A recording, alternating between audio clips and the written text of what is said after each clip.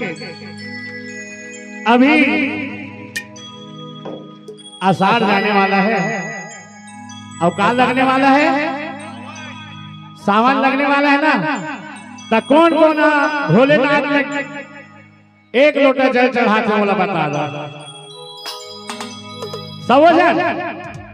आजकल गंजेड़ी मन गलो चढ़ाते का कैसे गंजेड़ी मन मालूम। हे भोलेनाथ मोर गांजा छोड़वा दे। हमारे यहाँ कौन आई से प्रदीप मिश्र जी आई ना। एक लोटा जल और हर समस्या के हर क्या बात है। दरवाहा मन गलो चढ़ाते आजकल मोर दारू चढ़वा दे भगवान। आज के बाद में क्यों खाते आजकल दुकानों वाले गलो चढ़ाते। अब कहा कहते मैं रोजे जगावा तोला,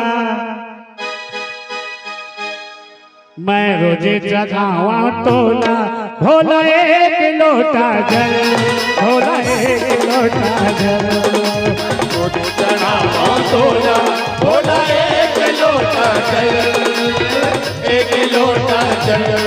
मैं रोजे जगावा तोला भोला एक लोटा जल, भोला एक लोटा जल।